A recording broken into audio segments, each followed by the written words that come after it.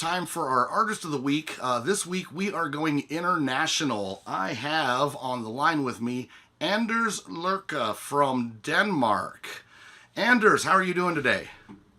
I'm fine. How are you? Oh, I'm doing absolutely awesome. Hey, thank you for joining us on this show. It's an honor to have you here. I've been looking at your work and I am so impressed with it. I think everyone's going to get blown away. So, to start off with, why don't you tell us a little bit about yourself, where you're located, just... Well, my name is Anders. I'm 48 years old. I live in Denmark, and I've been doing special effects, makeup, masks, decorations, and stuff like that for about 25 plus years. We're outside here in my workshop right now, and I'll try to give you a look around to see all the monsters. It's kind of cramped in here, but it's big enough for me to do my projects. Oh, very nice. There's an orc here, and then there's a couple of snow demons or whatever they're like. I think they're kind of closely related to the Night King from Game of Thrones. Exactly, that's exactly what I love the paint on that. That looks so good. How did you get into mask making? Let's take a trip to the way back, and what inspired you to get started in doing this? Oh, that's a long story. Well, I suppose it started back in the early 90s. When I finished high school, I didn't quite know what to do, as most people don't. So I kind of drifted around, and me and my friends were watching a lot of horror movies, splatter movies, and we started dabbling with makeups and stuff. And then I discovered these books that you can find. That was before the internet, of course. There was Tom Savini's books and Dick Smith, of course. And that kind of led me to a path of this stuff is cool, and you can do it yourself, and it's not hard. Despite I'm living in Denmark and things are not exactly readily available here, you could find these things, and it took me on a voyage, really. And then one thing led to another, and then there's a thing called LARP, live action role playing, that started back in the 90s in Denmark. That was pretty big, and I encountered these guys out in the forest, and they were in the need of a makeup artist, and that was me. And before you know it, I was doing ears and teeth, and then somebody asked for a mask, and I figured I can do that because I read about it. How hard can it be? So, and that kind of taught me in a way to become a makeup artist, because I had hundreds of people to do all kinds of makeup on. And then I started teaching at schools and places like that, and then I tried to become professional in a way. Now I've been doing these things for 25 years or more, and I've had a company, same company I have now, really, a couple of years ago, and then I was hired by another company, and then I sort of drifted back into having my own company, because I couldn't leave this stuff alone, and it's something that I have to get out. It's in my blood. It can be addictive. Is this what you do for a primary income, or is this a side hustle for you, or where are you at with this? It is actually my primary income right now, and I've been doing this current company that I have, Anders Lerche FX, for 2 years, and things are working out. I think I did some work for one of the seasons of The Rain, the TV series. Mm-hmm. They liked it, and maybe we're doing something more. Can't tell you much about that. Very nice. And then there's been theater work, and then there's been movies. Not much movies really, but a little here and there. Okay. The thing is, when you do special makeup, you get all kinds of people that want you to work on the movie. Hey, we're doing this zombie movie, and it's gonna be great, and everybody's working for free. And I'm not doing that jobs anymore. I have to make money from it, so it's goodbye. Absolutely, absolutely. Now, your personal life. So, are you married? Do you have family? Other hobbies outside of this? Tell us a little bit about that. Yes, I'm married again.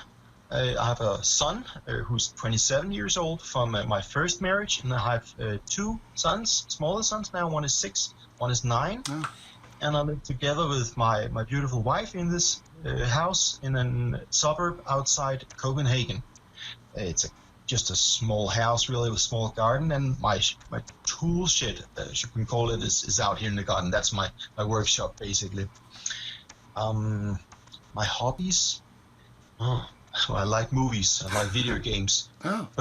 But I like Halloween a lot. Halloween, you should call it, I suppose, is really, really growing in Denmark. And I've been doing a little bit of work for the American Halloween industry.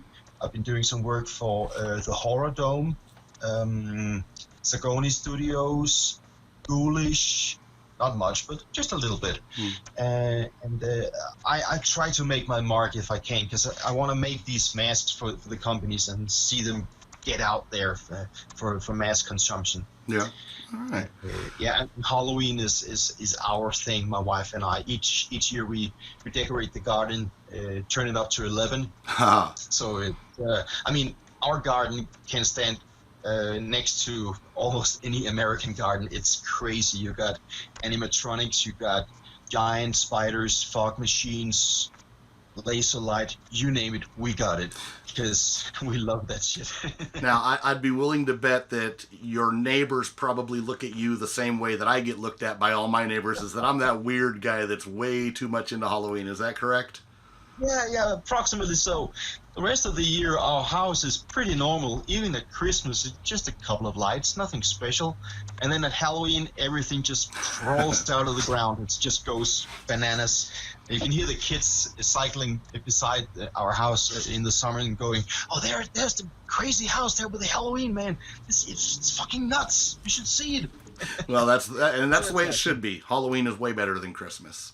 So. Oh, yeah. All right, now I know you viewers are watching this and the footage is not so great, but let's take a quick moment to look at this montage of some of Anders' work, and you're going to be blown away. So take a look at some of this.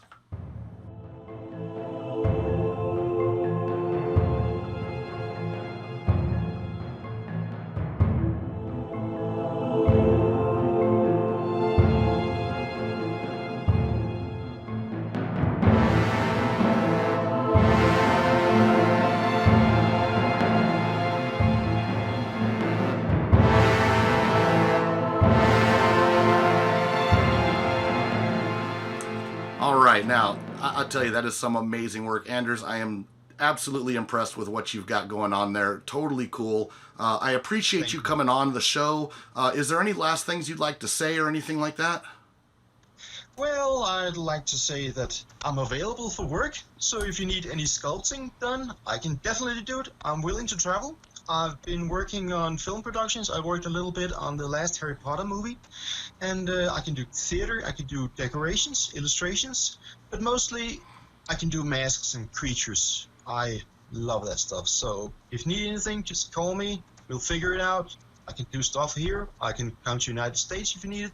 Just tell me what you need. All right. And now also, seeing that you are definitely a seasoned professional who is in the industry, if you could impart like one nugget of wisdom for someone who's just getting into this art, what would be a recommendation you would give them? There are so many advices. I love to teach people. I always willing and approachable to just ask me anything. A good advice that a buddy of mine once told me was to have a look at a skull, not a real skull, but and really study it intensely and see how it looks. Because if you can sculpt this thing without looking at it, you'll know the basic head anatomy. And then you look back at it again and go, wow, I was really off here. It's really different. Because the skull itself is such an interesting shape, and it tells you a lot about the shapes of the head. That and study nature, basically. Just draw all the time. That and sculpt, of course. Just look at what nature does and copy that, because that thing works. Yeah, I tell you, that's probably one of the best pieces of advice is just making sure that people know to look at your reference material and use that as a guide.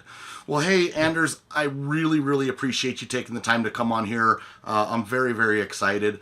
Thank you very much. And you viewers, jump on Facebook, jump on Instagram, follow the links here, the caption down below to send this guy a friend request. And look at these masks. I mean, buy something from this guy. This is some really top shelf, amazing work. So, Anders, once again, I thank you very much for taking the time to share this with us, and hope to have you back on the show down the road. And man, this was very awesome to see across the pond, what's going on. So, thank you very much. Take care, Ryan. Nice talking to you. Bye-bye.